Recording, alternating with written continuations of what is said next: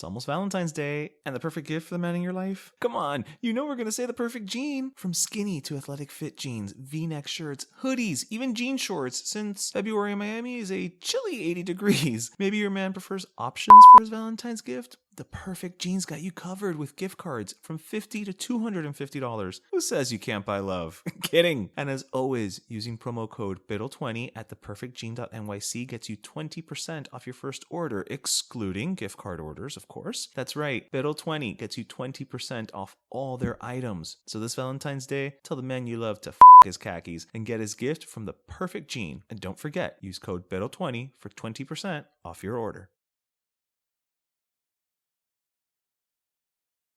This is DJ. And this is Ish. And this is Season 6 of Better Let Me Tell You.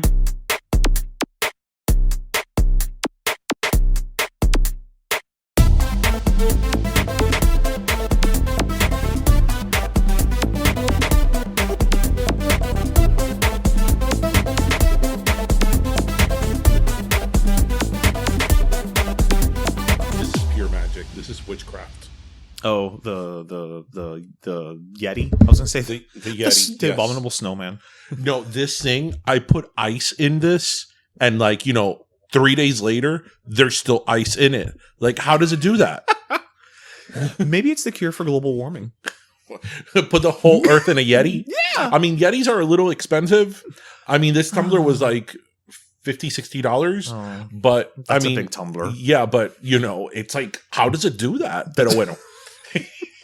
Welcome, everybody, to Pero Let Me Tell You, Yes. episode 236. 236. Yes. How is everybody? Sobrevivimos otra semana. Yes. We are right now the only podcast that can say that one of its hosts is related to an Oscar nominee. Yes. Yes, me. And welcome, everybody. Welcome. Ana de Armas. Yes. It's not Angela Bassett. No. People, so I said the story of, I think, last year or whatever, but I'll repeat it again. So the actress Ana de Armas, who's like very on the upswing right now. Yeah, I mean, she's nominated for an Oscar. De Armas is my mom's maiden name. I'm, right. Borges de Armas. That's my name. And,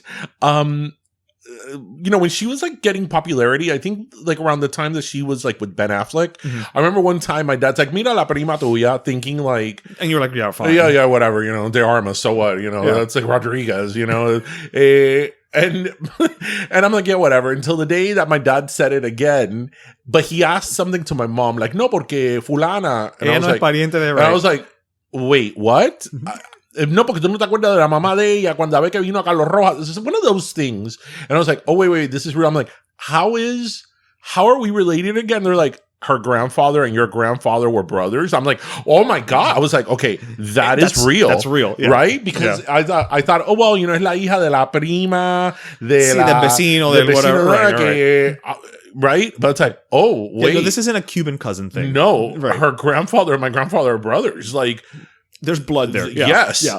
Look, I obviously I don't know her because or else she would have been on the show. She was born after my parents left Cuba. Right. And her family, I think, again, like when my parents left Cuba, I think her mother, her father, whomever was like, they lived on another side of Cuba, and like my parents don't really know them. Right. Know them. But we are related. Yep. We are related. So if anybody de Ana de Armas people hear us, yes, please contact us. Let's have a family reunion. Reunion on air, and we'll interview her. So no, but that's awesome that she got nominated. Yes, it is. So how was everybody's week? Well, I'm gonna say that everybody's having a great week, but I will say we're having a pretty good week. Like you and I. Well, you and I, as Pero Let Me Tell You. Okay. Now, you know that the last time we had a phenomenon on TikTok was when we talked about Eva Mendes y su esponja. La esponja de Eva that had like over 20,000 views. Yes. We're currently at over 35,000 views on TikTok for our Laverne Shirley homage. Oh, and that doesn't include like the 14,000 we have on Instagram. Right. Oh, so this shit has hit like half a wow, 50,000 about. Yeah, give or take. Yeah. Really? Yeah. I mean, unfortunately, it's Probably a big part of it is due to the passing of Cindy Williams. What timing, right? Right. What I just want to say is to everyone, thank you for the beautiful comments. And I mean, it's got like 500 comments, which is, again, like, really? We didn't do this. Like, this was in the stages. We filmed this. Yeah, this was we filmed this a while ago. So, I mean, while we love you giving us like this credit of like, what a beautiful tribute to her. It was an homage to the opening, yes, of course. But, we can't pretend to be like, oh, that's why we did it. No, right? well, we posted it before she passed away. Right. Like, what, 3 days before? About, yeah. And also, Pero qué casualidad. Qué casualidad, right? Like, oh yeah, we're always on like the pulse of things. Right, and I mean, she was okay. It's not like she was sick. Or... She had an illness. Well, but I read that it was like a short illness. Yeah. But it wasn't like she had cancer for 10 years. Right. Somebody was struggling or somebody was like, 96, Right. Yeah. But they're both gone. I know. Also, guys, yes, we know we didn't do the glove. Everybody was very concerned that we didn't do the glove. Okay. Yes. Right. Many people. Right. Where's the glove? Why didn't you do the glove? You forgot the glove. We didn't do the glove because as amazing as Alex at Kawi was, and he was all up with us doing our shenanigans, we also didn't want them to put them in an OSHA violation. Right.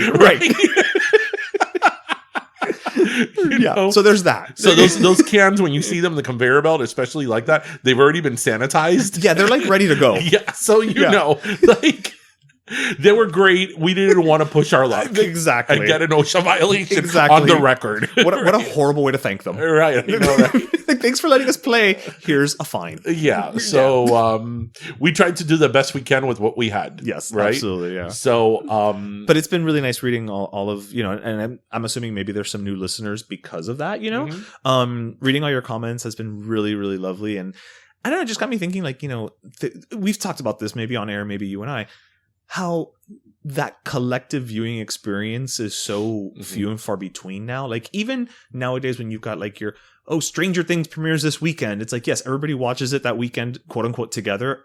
And then that's it. It's forgotten. I told you the last show that I could think of that was a shared experience, even though you didn't watch it was Game of Thrones. Because Game of Thrones, I feel, was a show that like a good percentage of the population watched. Yeah. Right. But even other popular shows like, that are number one in Netflix or whatever, yes, they do find an audience, but it wasn't that, as you said, collective experience from years ago that like everybody watched this show, right? Or everybody watched the movie, yeah, right? Yeah, even the movies, yeah, like, you're right. Something like Titanic, that will never happen again.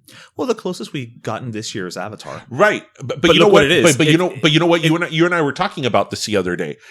Avatar has made about, like $1 billion, a third of the world's GDP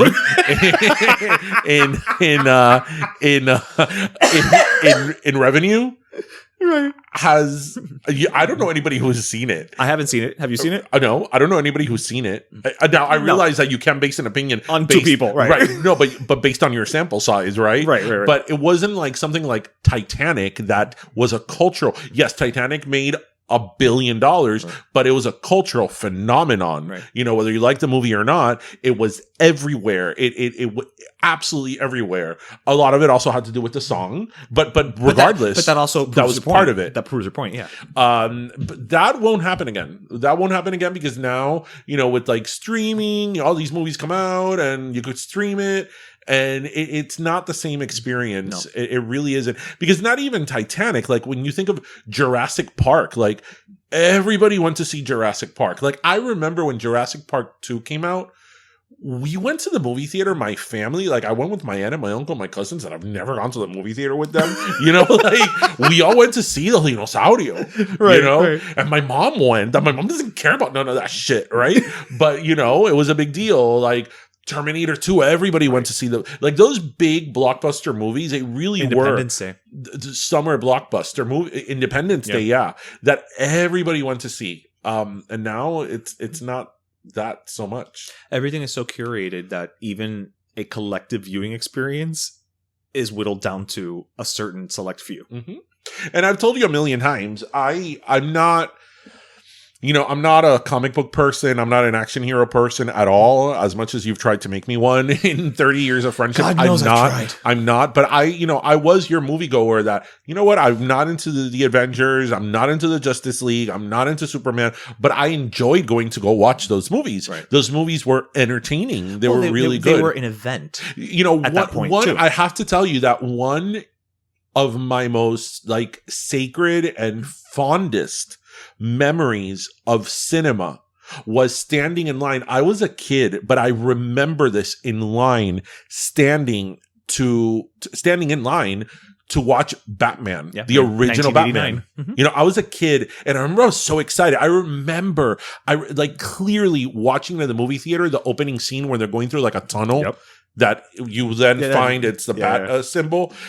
I remember watching that as a child and being like, "Oh my God," in awe, because those superhero movies, you don't have to be a fan of the comic book to enjoy those movies. Right. But now there's about 5,000 million of them, and they're all intertwined. That it's like, okay, like it doesn't interest me to watch it anymore because it's because you have to watch it, again. There's 1,000 of them, and if you didn't watch 900 of them, then you don't know what's going on in this one. You can't just watch it for the sake of watching it. And it's funny because I always think of my friend Paul, he studied film. He's a movie critic. He does, the whole spiel. And I always think of him with these things where he's like, you know what? I don't care if I go to see a movie and I already know that it's part 1 of 3, right? Mm-hmm. I may walk into it knowing that I'm getting a trilogy, but I'm paying money to see this movie. I need you to give me a beginning, a middle, and an end. Right. And I need to be able to walk out of there having seen just that movie. Right. And felt satisfied that I got a complete story. That it could stand on its own, even if it's a continuation of something. Correct. Yeah. It's just, I guess it's the way the industry is changing because everything is about IP now and milking it. I feel that way, and I love Star Wars. Like, I'm not one of these people, I'm not obsessed with Star Wars, but I do love Star Wars. I have merch, I have all the DVDs and all that. And even me, like, something of Star Wars comes out now, and I'm like, I'm excited about The Mandalorian, but it's one more. A movie comes out, and I'm like, meh. Yeah, I'm like, another one. Maybe I'll go and I'll knock my socks off, but it's not that excitement, right? Because especially Star Wars, you had to wait so long for a movie, and there was this buildup and this anticipation that I think that was part of the illusion of Star Wars, specifically of that franchise. Yeah, because you hadn't had one since 1986? Well, Return of the Jedi was 1983, and Jedi was 83? Yeah, it was 83. I thought it was later. No, it was 83, and the Sith, Phantom Menace, was 1999. Yeah, you're right. Yeah, so that was 16 years, right? Which felt longer than that. I know. Now that you say 16, I'm like, well, that wasn't that long. I'm thinking Return of the Jedi started before I was in school, and the Phantom Menace started when I was in college. Like, that feels like a lifetime. But when you're a kid, it might as well be 40. Right. Yeah. It's just different. It's different. And it's one of those things that, like, I don't say this because, we're older and we're like, trying to get off my lawn. Right. And hold on to our youth. But I really don't think it's better. I really don't think it's better now. It isn't. I don't want to sound like the fuddy-duddy, right? But there's a certain magic that's gone. Mm-hmm. There's a beauty to waiting for something. There's a beauty to... I don't care how good your 4K TV is and your immersive surround sound is at your house. I don't care how good it is. It is never going to be better than the experience of going to a movie theater. No, that's true. Again, I love going to the movies. Like, I love the act of going to the movies and getting the popcorn and going through. I love previews. I love trailers. Well, you know what? But that's another thing. I love trailers. I don't need 4 trailers before a movie comes out. Right. Of the same movie. Well, I don't have a problem so much about 4 trailers. I just think trailers have gotten longer. But the thing is that you have, first you have the teaser trailer. Then you have the first trailer. Then you have the second trailer. Then you have the trailer that comes out like a month and a half before the movie is released. It's like, why do I need... I've seen the movie then. Right. Oh, no, I thought you were talking about like the trailers when you're sitting in the movie theater. No. I love that. Give me like 5 or 6 of them. I'm fine with that. No, I mean, for like one movie, there's like 4 or 5 different trailers now. Why? Yeah. Oh, yeah. Speaking of movies, this is actually something I wanted to bring up this week. Yeah. But since we're talking about movies, perfect. So a few weeks ago or whenever, when the Oscar nominations happen, the next day, I believe, are the Razzie nominations. I wanted to talk about the Razzies too. Yes. And I think the Razzies are fun. They can be. I think that some people throughout time have been really good sports about it. Like Halle Berry. Sandra Bullock. That when they went and they won, and Halle Berry took her Oscar, Yeah. I mean, come on. You're such a good sport about it. I think it's awesome. But this year, they nominated an actress, Ryan Kira, who played... she was in Firestarter. Yeah, the remake of the Drew Barrymore's movie. And there has been a lot of pushback and a lot of criticism that the Razzies nominated a child. Right. 12 years old. 12 years old. Right?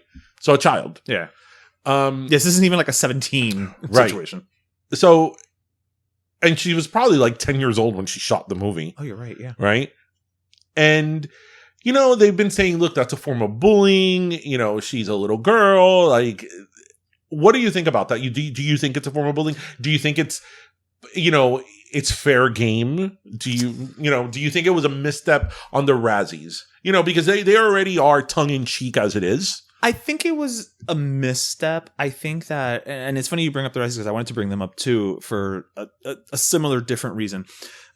A similar different reason. Yes. It's like, when something is vaguely specific. Right. I think that you know what? It's one of those, it's an easy target, right?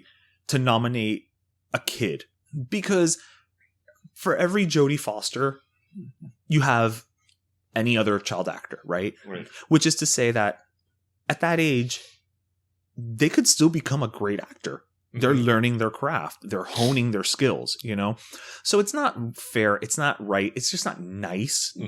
Did that movie get good reviews? I don't think so. And I say that just because I totally forgot it was even released last year. Right. So they could have just been in a really bad movie.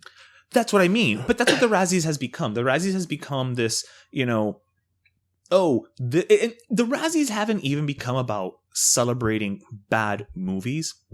It's become about celebrating a flop. Right.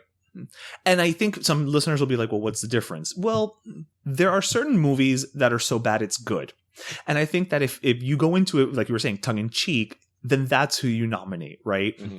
Nominating freaking, Sandra Bullock the same year that she then goes on to win the Oscar like 2 days later. Right. That's fun. That's something, She got it for that movie. What about Steve? Yes, she falls in a hole. Right. But that was the same year as A Blind Side. Right. And she was the odds-on favorite to win the Oscar. So, going into that season, the Razzies must have known she's probably going to win the Oscar. Let's award her the Razzie. It'll be fun. It's funny, whatever. Halle Berry with Catwoman. She had just won her Oscar. So, I mean, when you're having fun in that way, that's all in good jest. Now, I wouldn't go so far as to say it's bullying, because I would say it's bullying if they only had one worst actress nominee and it was only that girl. Right. Right? Because now la están cogiendo con ella specifically. I think it's wrong. I think it's tone deaf. But I don't think it's a form of bullying. But, kind of to tie back to what I was just saying, the Razzies, I was reading an article that somebody was kind of proposing that the Razzies are kind of redundant, because the Razzies are essentially doing, after an entire year of, an award season, what social media has already been doing. Right. 2 weeks after the movie comes out. They're taking it, they're turning it into a meme. They're making it the butt of a joke on late night TV or, whatever that may be. And so the question of that article was actually like, do we even need the Razzies anymore? Because they don't seem to be about fun. Well, they don't seem to be having fun. They just seem to be like, okay, what 3 movies made the least amount of money but had the highest marketing budget, okay, we'll nominate them. Right. Well, I mean, I don't think we ever needed the Razzies. Well, yes, okay, right? but I love a good celebration of bad movies. I didn't think we ever needed one, but I do agree. I think that you know, they've nominated movies in the past that maybe made a lot of money, but were ridiculous. You know, right? And that, like the time that they nominated all 5 Spice Girls as one worst actress for Spice World. Like, you know, fine. You know, like, wouldn't it have been funny if like all 5 of them got each nomination, yeah, you know, but won. Right? They're like, you're the best worst actress. You know, they gave Madonna a Lifetime Achievement Award. Yeah, that's pretty funny. But that's funny. You know what I mean? When did they give it to Madonna? Like at the heels of what? Swept Away. It might have been Swept Away, actually. Yeah. It might have been. I didn't think Swept Away was that bad of a movie. Right, but I mean, but again, it's the Madonna of it all, right? Right. No, I mean, listen, exactly what you said. I think that nominating a 12-year-old is a major misstep. I would like to think that there was no malice of it behind it, that they just, you know, they weren't thinking. Right. Because, I mean, I am being a child actor is hard as it is, especially more now. When you're 12, you only have a certain amount of experience, and to be, you know, thrown that curveball at you that it's like you're being nominated for being a terrible actress and you're 12 years old. Right. I mean, I think that will mess up any adult. It would have an effect on any adult. Right, especially that isn't a bona fide movie star, because like a Sandra Bullock and a Halle Berry that took this in jest, they went their ass with it. Yeah, they had an Oscar. They were bona fide movie stars. They were just people who did a bad movie in their long repertoire of movies. But you know, a 12-year-old, yeah, that's a little bit much. You know who else showed up for his Razzie at one of the award ceremonies? Bill Cosby. Oh well, for what? Leonard Part 6. Do they only do movies? Yes, it's only movies because they time it with the Oscars. Actually, I was going to tell you. So it all started. It was started by a man named John J.B. Wilson, who was a publicist who used to cut movie trailers. Uh-huh. And so this started in 1981 when he hosted the inaugural Golden Raspberry Awards in his living room on Oscar night from a lectern made of cardboard. So This is just something he did at home with his friends, probably at an Oscar party, in between commercials or what have you. And then it just, you know, grew from there. So have they ever given a posthumous Razzie? That's a good question. Who were you thinking? Joan Crawford. No, but Joan Crawford was not a bad actress because you have to look at her through the lens of that era. Well, you know what? Actually, you know what? This is a good conversation to have. If you like movies, here you are. Let me tell you. You know that I love, you know, I'm a movie buff. I love movies. And you know that I see a lot of these older movies from the golden era of Hollywood. And I don't think that those actresses, I mean, it's a different time. They were also creating the medium. Right. It was different. I think they all had a little bit of Raven Symone in them. They all overacted. But remember, again, like I said, these were all women and men who were inventing the medium. Yeah. Many of them also came from theater. And when you're in theater, you have to play to the back of the room, right? Because I guess this is not a good measure. Actually, Joan Crawford was one of the least exagerado. I guess this is not a good measure to have, but I measure everybody against Meryl Streep. Okay, well, that's not fair. That's not even fair to Meryl Streep at the beginning of Meryl Streep's career. No, I disagree. I think Meryl Streep at the beginning of her career did amazing work. But I'm saying, but she's only gotten better. I think Kramer versus Kramer was such a good movie. The Lieutenant's Wife, like those were all movies at the beginning. Sophie's Choice, like you know. Oh, no. Out of Africa. I mean, Meryl Streep has been one of those people that she never had a phase where she just did like crappy movies. She was kind of like Athena. She just came here fully formed. Yes. Like, yes. She sprung out of Zeus's head fully formed. But like I watch a lot of these movies, and I mean, I was going to say Elizabeth Taylor, but Elizabeth Taylor's from a bit of a different era. Yeah. That's a little later. It's a little bit later. Because Elizabeth Taylor, I do think, from the very beginning. I mean, when she did A Place in the Sun, that movie is incredible. Liz Taylor also was a child actor. So Right. she also had a little bit more time to hone Right, the craft. but again, she was like late 50s, predominantly 60s. Yeah. Whereas a lot of these other actors were like in the 40s. So it was a bit of a different era. But yeah, I thought they like really overacted. Like, it's like, ay, qué exageración. Like, they would fit in.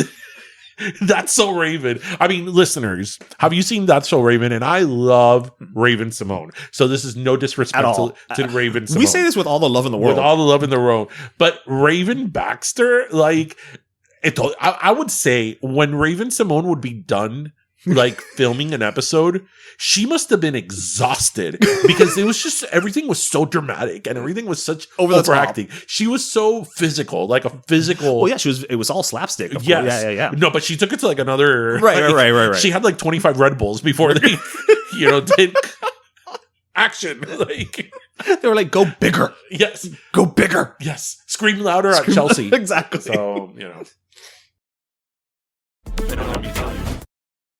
This episode is sponsored by BetterHelp. New year, new resolutions. Lose weight, improve your finances, try new hobbies. But what about resolving to improve your mental health? I mean, improving those other resolutions will probably go better if you start with your mental well-being, and BetterHelp can guide you on that path. A customized online therapy provider, BetterHelp has options via phone, video, text, or even live sessions with a certified therapist, all on your time. BetterHelp matches you with a therapist in under 48 hours based on your needs, helping you better understand yourself. And as a special offer for Pero Let Me Tell You listeners, you can get 10% off your first month of professional therapy at betterhelp.com/pero. Again, betterhelp.com/pero. It's already more affordable than in-person therapy, and now you can save on your first month. We should start the new year improving ourselves, and BetterHelp can help you take the first step on that path. That's BetterHelp, HELP.com/pero. Thanks again to BetterHelp for sponsoring this podcast. Anyway. So, I actually wanted to bring up something that's a little controversial and a lot more. It's what we do here. Seriously, it's a really, really change of tone, but it's something that's important. And, we've never ever shied away from controversial changing tone or tough conversations here on the show. So, I had noticed on social media a lot of people posting things about libraries in public schools on books being removed. And as we know, here in Florida, there was a very controversial bill that was passed and was signed into law by the governor, HB 1467. Commonly known as the Don't Say Gay bill. Right? Yes, but this is the one specifically about school books and all that, right? I don't know if the Don't Say Gay bill is the same House bill number, but regardless. So what I'm talking about is specifically the 1467 one is the one that talks about schools and library and content and what's in the media center or library.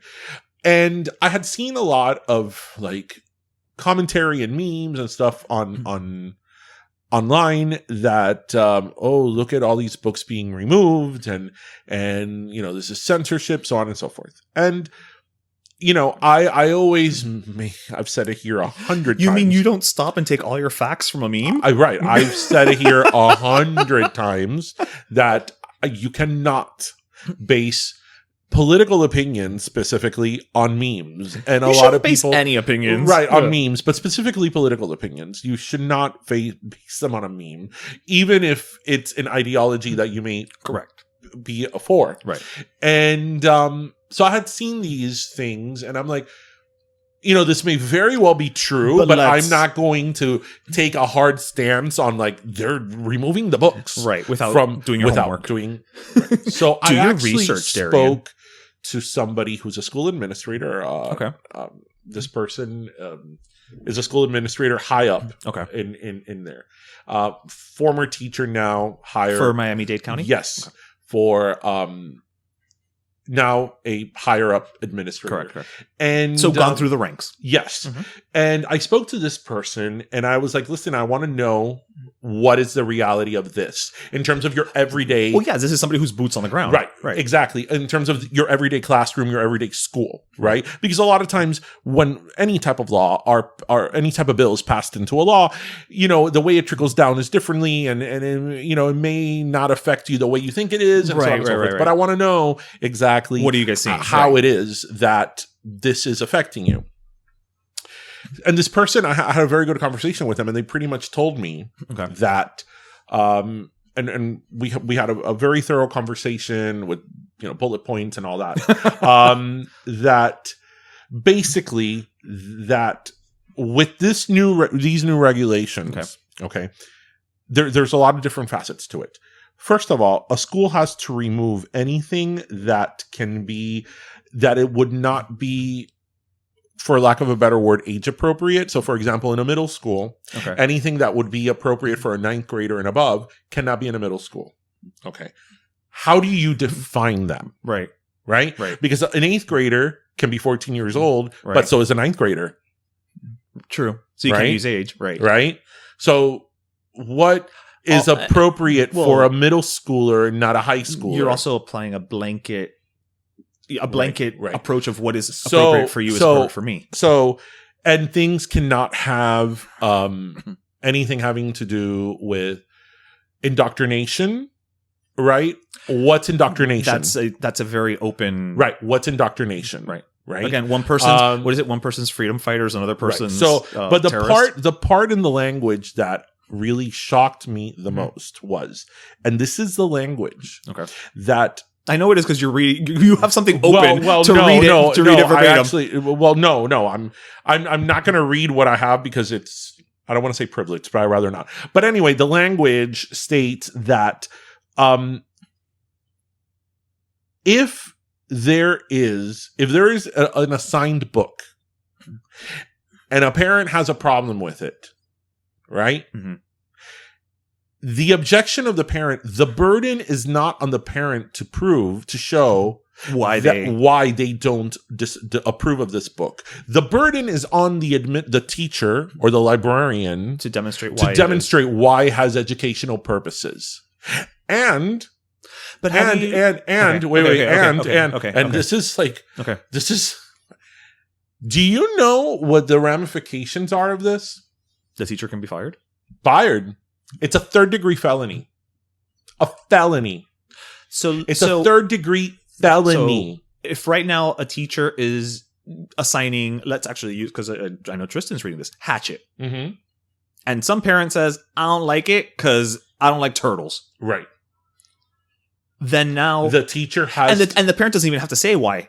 Right. They just have to show them, like, I don't to show the educational value in that book. So now the teacher has to prove their lesson plan to Joe Schmo off the street. Parents, and Joe Schmo never has to tell you why they objected to it. So you can't even counter the argument. The language in all this states that the parents should and can have an active role in this. Curriculum. I agree that parents should have an active role in their child's education. I disagree. I agree they should have an active role, but let's outline what active role means. No. So the problem with all these bills, this is purposely... I think parents... If parents find something objectionable, they should feel to go to the teacher and be like, hey, I don't know if this is appropriate. Right. And as a reasonable person. So if your kid doesn't want to read that, then have your kid read something else. But you should not have a say-so into what that class reads. Right. If you are a parent and you want to say so in terms of what your kid is teaching then your child's and the ideology, well, then you know what? Send him to a parochial school. Send him to private school. Send him to homeschool.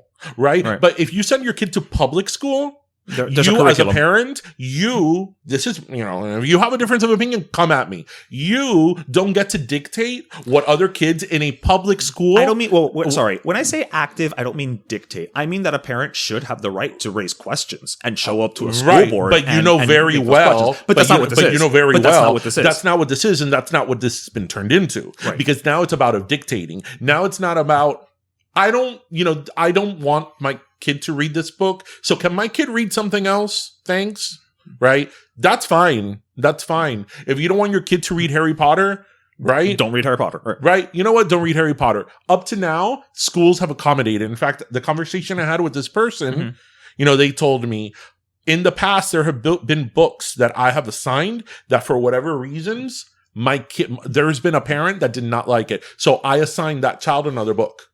So there's a contingency. Right. But you know that's not the case anymore. Now it's a matter of dictating. Oh, no. I don't like that for my child, so nobody else. No, right? So, these are the questions that I had. So, To Kill a Mockingbird, a classic American book, right? Right? That has a very important message. Right. Heck, I named my kid right. Atticus, right?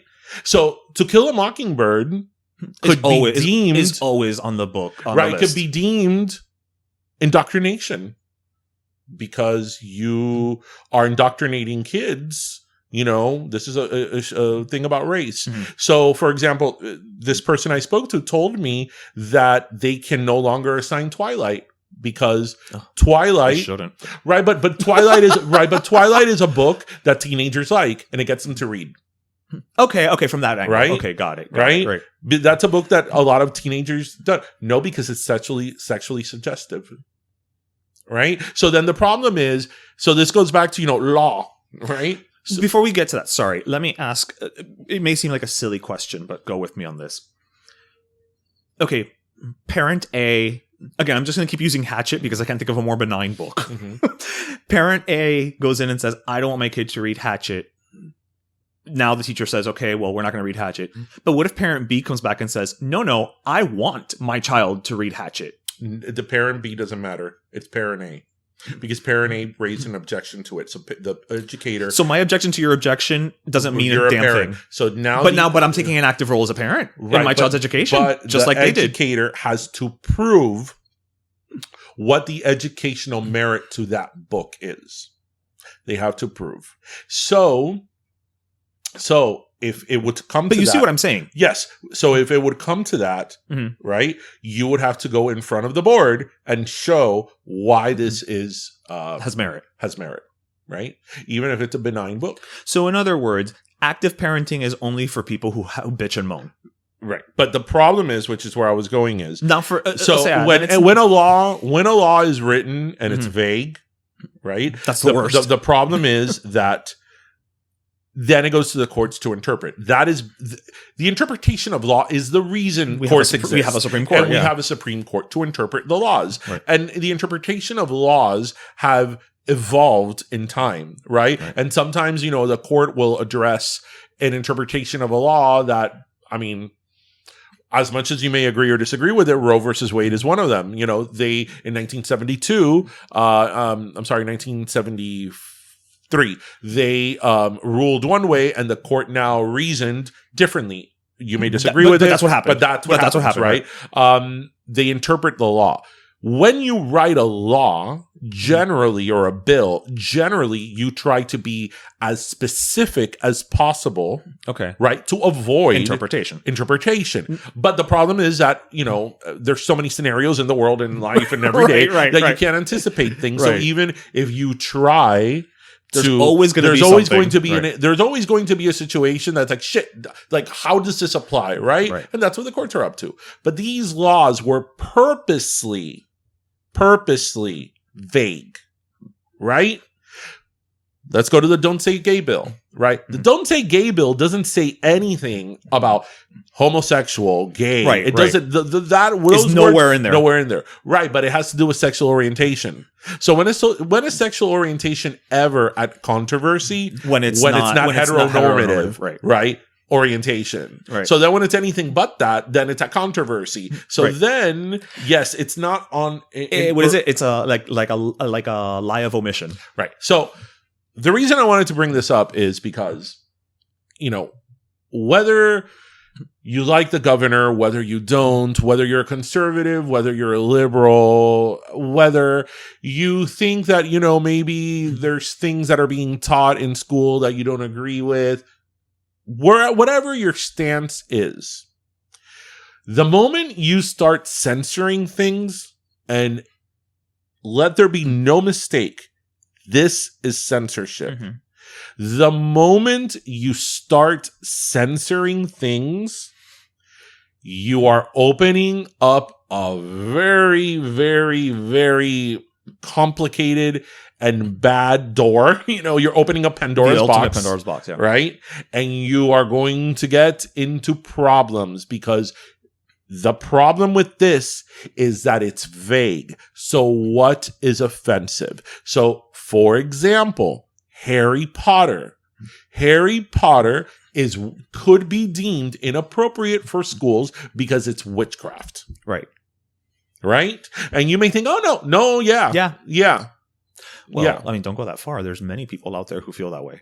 Right. I mean, this is not conjecture on your part. Right. I'll never forget feel. that one time a coworker of mine years ago, I think like around the time the movie first opened, the first movie, that we were talking like, oh, everybody was going to take their kids to go watch Harry Potter. She's like, no, I don't take my kids because that's witchcraft. And I hadn't even dawned on me. Like, that's something that was like, because you just saw it by fantasy. But I'm like, but they're wizards. Like, this is total fiction. Like, right. Completely. Like, I can't stress that enough. Right? I mean, they're flying on a broom. Like, witchcraft. But, that hadn't even crossed my mind. But it's funny, their mind was there.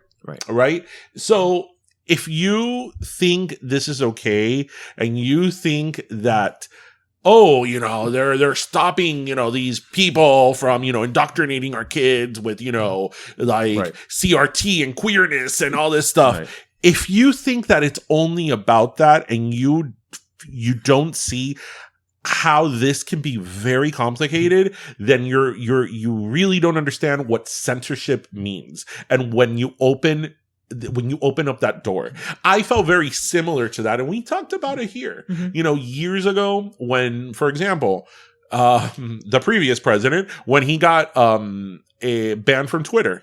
Remember, I told you. You're like, I told you. He shouldn't have been banned. He shouldn't have been banned. As much as I don't like the man, and I really don't like the man, and I don't like what he doesn't, I don't like what he says. I think it's reckless and irresponsible what he would say on Twitter. But you shouldn't ban him, because the moment that you ban him, where does that start and where does it end? Right? There was other ways of taking care of that. You could have put like a disclaimer, whatever. Right. A little sign like, oh, some of these tweets may not be accurate, whatever. But banning someone, speech is very complicated. It doesn't have a finite beginning and end. And then you get into a lot of shit. And the same goes with this.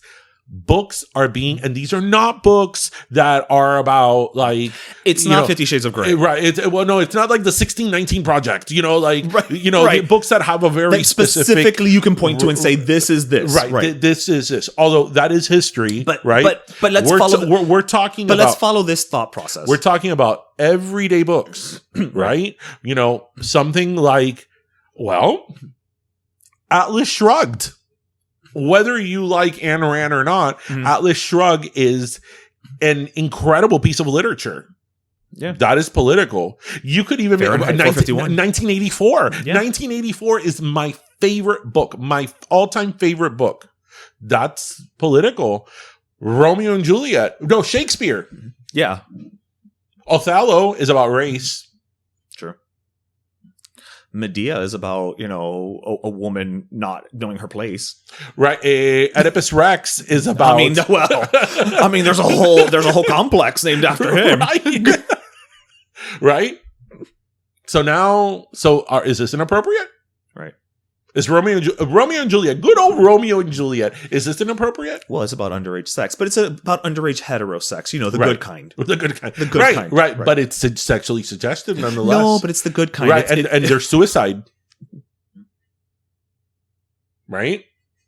So, I know we're being a little bit dramatic, petty and dramatic about it, but yeah.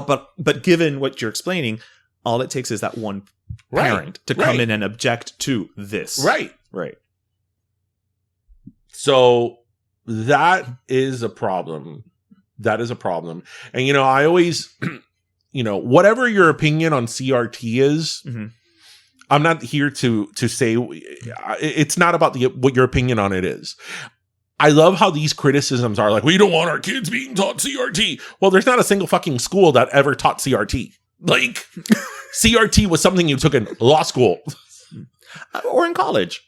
No, in law school. It wasn't offered in college. No, but if you take like an African American studies course. No, but an African American studies course is not critical race theory. Critical race theory is a very specific curriculum that was taught in law school. Really? Yes.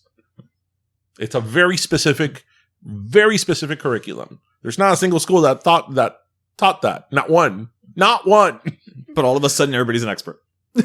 No, all of a sudden, apparently, that's what I'm saying, every school in the country was teaching CRT, apparently, although it was not in one curriculum. Not in one, right? So, there's fear-mongering involved in it, As calling usual. it, the parental, you have the right as a parent. You have the right as a parent. Well, Well, you always had the right as a parent.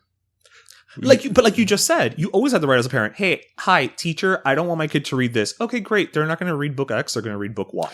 That's it. Like, there was a solution. It's such a sense of entitlement, right? That I know best. Not that you know best, but that you think that you can dictate to other people what they shouldn't read. What they should or shouldn't read. Well, that's what I mean. That I know best. Right. Right? What they should or shouldn't read. Because again, if you don't want your kid to read whatever, if you don't want your kid to take part in whatever, fine. Accommodations are made.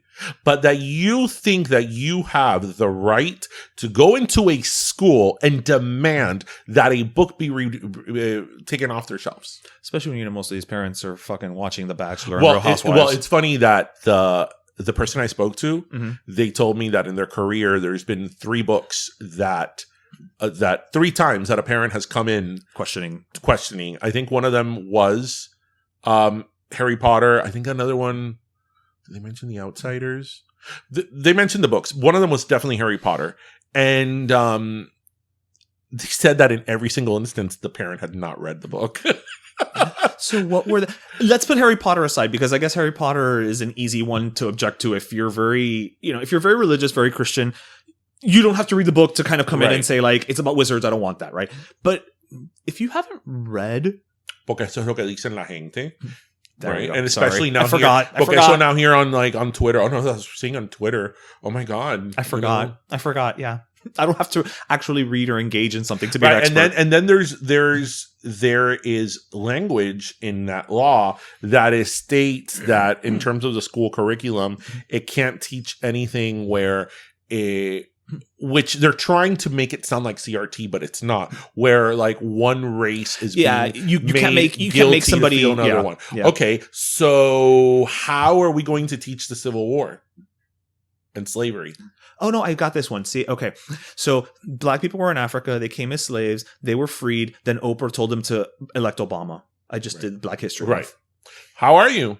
Because I very much remember how when we were taught the Civil War and slavery in elementary school, and I don't remember my teacher being up there being like, the white man did this to the black man, right? But we did learn about it, right? White people own black people because that's history, right? That's the way that it was history, right? You don't have to stand up there and like be like, you the white man are the culprit of right. You don't have to be a Black Panther about it. You don't have to say that. Right. You just have to teach history. Right. Objective. If you want to be objective, like 100% objective, right? Because these are things that are factual, right? Mm-hmm. There was slavery in this country. Here's something I find interesting. The slaves were treated a certain way. There was a civil war. There were Jim Crow laws. This is not. I'm not making shit up. This is not up for debate. This is facts. Right. So is teaching that then, pertaining to these new curriculums, is teaching that, is that indoctrination? Well, and you're making one race feel guilty? Here's one of the greatest ironies about that whole scenario, right? Like you just said, it's, you shouldn't have a lesson that makes one person feel guilty or blah, blah, blah, blah, blah. But these are also the same people who will turn around and call other people snowflakes. Yeah. I mean, I know that you probably banned all the books that use the word irony, but I guarantee that's what this is. Yeah. Yeah. Just putting that out there. When we were talking about this, one of the books I thought about that I read when I was in 5th grade. And I have to tell you that it was one of those books, like if I were to make a list of books that like as a child and young adult, just had a huge impact on me was the autobiography of Miss Jane Pittman. Oh, I don't know. Yeah, the autobiography of Miss Jane Pittman. It was done in a movie, which actually Catherine Hellman is in the movie. She was a slave. She was born into slavery, and she says the story in like the 1950s or 60s, which if you think about it, she was old at that. She was like 100 something, right? But she did remember slavery, right? And so obviously it was told through her. It was her autobiography, and I remember reading that as a kid, and it was one of those books that had a profound impact on me. So it's like, okay, well now that book is off the table. Like, can you still teach Anne Frank? Right, but here's the thing. My grandparents were German. I feel bad. But here's the thing. Here's the thing.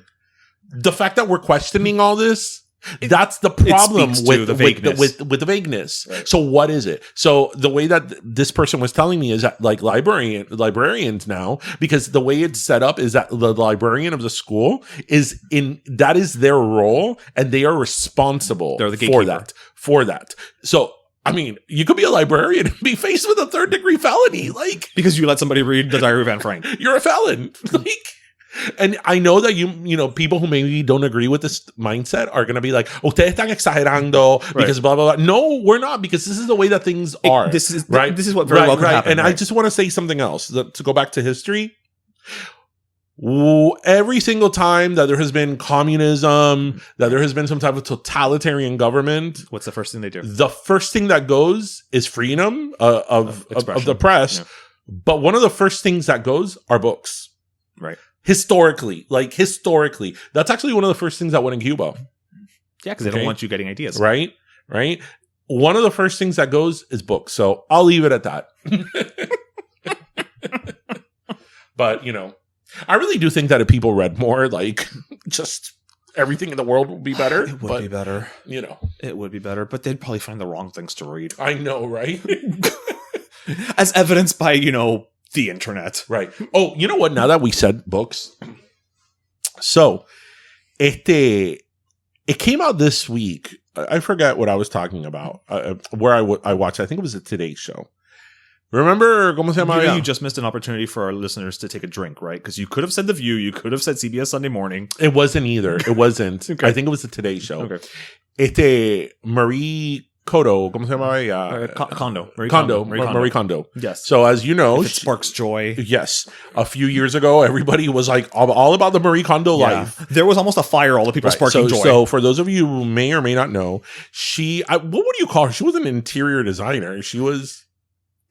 I don't know what I would call her, like an organizer. She, you know, she's Japanese. Mm-hmm. She's Japanese, right? I believe so, but yeah, I will check just in case. Right, and she sort of had that mindset of like very like simplicity, a place for everything, everything in its place. Right, and she became very famous some years ago because she had a series. Yes, she's a Japanese organizing consultant. Okay, so she had a series of shows on, I believe, on Netflix, right? Some years ago that even I watched. I never saw one episode. Right, that she would go to, us Americans and our hoard, us that were hoarders. She would go to these houses here in the U.S. and she'd be like, "No, you got to get rid of all of this." And she would throw away books to begin with. That it's like, to me, that's like you throw away books, you donate books, you don't throw away books, because her whole thing was that you have to keep what brings you joy. What sparks joy. Right? That was her. So basically get rid of everything and accept if it sparks you joy. But I was like, Mira, Marie Kondo. Okay. A lot of my clutter brings me joy. So you know what? How do we get around that? Well, the reason I'm bringing her up is because she had another baby. Yeah, she got 3 now. Right. And she was saying how like her house now is a bit of a mess. Right. Right. Which, let's be fair, I'm pretty sure her bit of a mess is still cleaner than mine. Right, but what she was saying was that it's made her like reassess that there could be some joy in, not in clutter, but that you don't have to get rid of everything to be so simple and like find joy. So I was like, Mira, Marie Kondo. I love, I'm mispronouncing her name. I don't want to be that person. Is that how you say her? Marie Kondo, yeah. Okay. I have a lot of collections and I keep a lot of things and I have a lot of things in storage that bring me a lot of joy, you know? A lot of joy. So I don't know. Listen, to quote one of our greatest, possibly poets and philosophers, Victoria Beckham. You know, you actually had me for a minute there. I thought you were like going with someone. You know, I wanted to be minimalist without being minimalistic.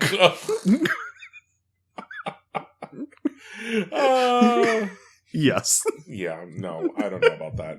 But yeah, she would come to my, if she, and you all, you know my house. My house is very neat and all that. Right. But it's like, no. I like my... You like to have collections and certain things and memories and yes. I like to look at my hundreds of books in their bookshelf and be like, I have a lot of books. You know what? And Is that why you put it at the front of the house to get it over with? There's some here, half of them I'm probably never going to read again, but they're there. And I have read them. Those intellectual trophies. Yes. Because I always put in a book when I started and when I end it. Oh, really? Yeah. And I always sign it. I just learned that. And I always sign it and I always put where I bought it. Oh, wow. And I'll add like a lot of little like notes and stuff like that.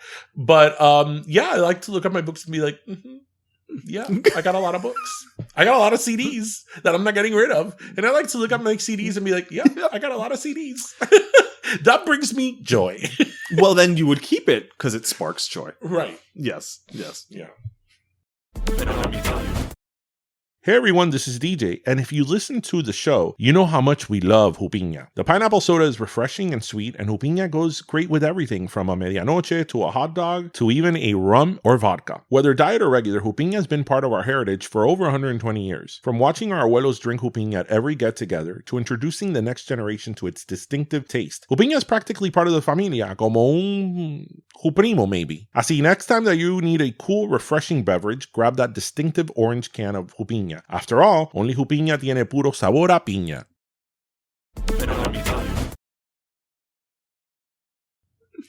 Well, you know what? All this joy has sparked some thirst. You're thirsty, dime Sid. I'm a little thirsty, so that means that it is time for our last Jupiña of the desert. I know, I want one right now, actually. Like, you know, we need to start bringing them when we record. I know, right? We have to bring Jupiña Mateba. Oh, yes. Absolutely. So, do you want to go first, or do you want me to go first? No, you go first. Okay. So, I am going to give my last Jupiña to, and I'm looking for the kid's name, to a 15-year-old boy who has only been identified by his first name, which is Fahim. Mm-hmm. And the reason that I want to give it to Fahim is because Fahim, in the last, I think it's week or so, has officially become the global all-time winner, as far as I am concerned, of the game Hide and Go Seek. Oh my god. Where did he hide? He hid in a shipping container that then got shipped from Bangladesh to Malaysia. Oh no. And he was in there for a couple of days. Oh no. So it was open, and he was playing hide and go seek, so he went in, and then I guess he was just waiting for the person to come find him, and he fell asleep. And he woke up and he was in a whole other country. Oh my gosh. Yeah. Did he win? Well, I mean, listen, he won. Okay, I don't care what anybody else says. Now, I don't recommend doing this, but I feel like he needs a refreshing Jupiña. Yes. After traveling all that distance. He needs a lot of Jupiña. He needs a lot of Jupiña and mateba. He's very parched. He needs both. Yes. But I'm like, you know what? That's the kind of story that thankfully had a nice ending, right? But it's just one of those, like, you know what? You win, man. You win. You won hide and go seek. That's it. Nobody will ever play better than you. No, but ever. Obviously, if he slept in a if he hid in a shipping container that was shipped, then he was like in an active port. Like, right. Yeah. Were they like playing on a Maersk ship? Like, you know? I don't know. I don't know where they were in Bangladesh, but yeah. Right. It's not like, there was some abandoned shipping container, you know, somewhere. Right. Like in that episode of Punky Brewster. Right. Where Cherry hid in the abandoned refrigerator and then got locked in. Yes. I remember that. And that was like a total PSA. That was a total PSA. Yeah. That's why I don't get into refrigerators. Well, I also don't fit in one anymore. Yeah. It would have to be like, you know, an industrial size. Right. But when you said that, I thought you were going to say that he came out in 1986, but there's a reason why I'm saying that. What? Because I have been watching for the last 3 weeks Dark Oh, okay. Which, by the way, people, if you want to watch an amazing show, Dark is like insane. It is insane. It's actually the first German production of Netflix. Yeah. And the writing on that show, like the writers of that show had to have like flowcharts when they were writing with like the red string, right? Because it's takes place in a small town, and it's about like 4 or 5 different families. Okay, but it's how they're all connected and over time that's not linear. Oh, no. And then it goes back to 2019 or 2020 to 1986 to 1953 to 1855 to 1920 something, and it's not linear. And then there's parallel worlds where like one person wasn't born because they stopped each other from it's super complicated. It's like super complicated. Oh Lord! So when you go into a cave, you come out in another year. So, but if you're in the mood for a good show, watch Dark. But that was not your last Jupiña. That was not my last Jupiña. So my last Jupiña goes, and the moment I heard this week, I knew I was going to give him a Jupiña. It goes to Mr. Beast. Oh yes, YouTube. Do we know who Mr. Beast is? I'm going to tell you all who Mr. Beast is. Not to be confused with our boy Burger Beast. Which I'll leave that there. But Mr. Beast, whatever your opinion may be of him, tough. Mr. Beast actually did do something today and this week. He does a lot of good. Yes, that was commendable. So, for those of you who don't know Mr. Beast he is actually the highest subscribed YouTuber in the world. He has, I think, like 200 million Christmas followers. Tristan loves him, right? And I first obviously came across who he was because of Tristan. And, there's so many YouTubers that do such obnoxious things. Yeah. That whatever. I'm not going to stop him from watching it because they aren't doing anything inappropriate, but they're just obnoxious. But Jimmy, Mr. Beast, he's funny. He does different things, but he does help out a lot of people. And so I've been seeing for a while his videos have to do with philanthropy. Mm-hmm. But this week, he actually has a foundation, right? Yes, he actually spent, I think, $1.5 million. It was over $1 million to help over 1,000 people with cataract surgery. Oh, yes. That they had cataracts to such a point that they were legally blind. Yes, I read about that. And he did this. And he got criticized for it by a lot of people on Twitter. Because they were saying that he was using it for content, that he was using it to get attention and all that. So I was like, okay, let's say that was his intention. These people still got the gift of sight. Yes, he still... still helps out 1,000 people, right? And that's why I was like, we can't have nice things. Porque aquí tú tienes el hombre. He's made millions. Right. He doesn't have to do shit. He doesn't have to do shit. He's made millions. Right. He is helping out people. And then, you're giving him shit for helping out people. So I was like, you know what, Jimmy, Mr. Beast? Here you go. A pack of Jupiña for you. A nice, cold, crisp Jupiña, for you to enjoy. Yes. Right. That's the beauty of the world we live in now, right? Where it's like, if you do something great, we still hate you. Yeah, pero es que tú más quieres. Que tú más quieres que haga el hombre. No, there was even a statement that had to be done by the National Federation of the Blind where they said, yes, because of how much shit he got, that it said anything that puts spotlight on such a treatable eye conditions like cataracts and improves funding for people to undergo surgery to restore their sight should be welcomed. Anybody that criticizes this work on raising awareness of it through film and social media, why would anybody criticize this? They went on to say. But yeah, there were people. One Twitter note, the fact that it took charity for these people to highlights a problem. No, there was something here that I read, but it's just really critical people comments. This is why, the fact that these people had to put out a statement is the reason that, hair dryers say don't use in the shower. Oh no. So, again, Mr. Beast. Whether he does it for attention or not. But he's still doing good. He's still doing it. He's still doing it. Right. So. And he doesn't have to. Yes. So. Listen, how many YouTubers are out there that are getting attention for a plethora of things without giving back? Right. So, yeah. So. Lord. That was our last Jupiñas of the... Yes, for episode 236. Yes. So, time to drop. Time to drop. So no, to give some. Oh, this is Pero Corner. Yes. This is okay. So we still got the shirts on TeePublic. We also, if you are in the Miami area, this Sunday, February 5th, we're going to be at the New Era Collectibles. Check out our Pim Pam Pollo MIA Instagram. You'll have all the information there. We're also going to be there with Lucha Dough. So come for the wings, stay for the donuts, pick up a collectible. Yes. In that order, if you wish. Then we are also doing wings for the Super Bowl. Yes. So that we are doing in collaboration. Speaking of Burger Beast, we're doing it in collaboration with Seth, Burger Beast. So the order is on his website. The real Burger Beast. The actual real 100% Angus beef Burger Beast. Mm-hmm. It's on his website. If you go to, again, Pim Pam Pollo, the link in the bio right now will take you there and you can place the order for the wings. You can also place orders for his burgers. If memory serves, we also have some sodas on there. And I think it's chifles, mariquitas también are there. So, one-stop shop, guys, for your Super Bowl party. I mean, what more do you want? And we're going to be posting on Pim Pam Pollo. And actually on Pero, let me tell you, throughout the week, we're going to be posting more about your, wing orders and what we're doing for Pim Pam Pollo for Super Bowl. And we're going to be having a contest. Yes. That we're going to be putting up a little video in a few days on Pero, let me tell you, where you are going to be able to win if you're in Miami, a Pim Pam Pollo platter for your Super Bowl. Listen, listeners in Australia, we love you, but no. Yeah. We're not delivering to Australia. Well, also in Australia, we wouldn't send it for the Super Bowl. We'll send it for the cricket championship. That's true. I mean, maybe if Kylie wants to send us a private jet, we'll take it. Well, we'll take it. But I think that's everything on Is that everything? I think that's all of our pop-ups and everything that's happening, So anyway, bueno, everybody, we hope you listened, laughed, and learned. And as always, remember to grab your pastelito, your croqueta, and your delicious jupiña. And thank you so much for joining us. Have a great weekend, everyone. Cuídense, mi gente. Bye.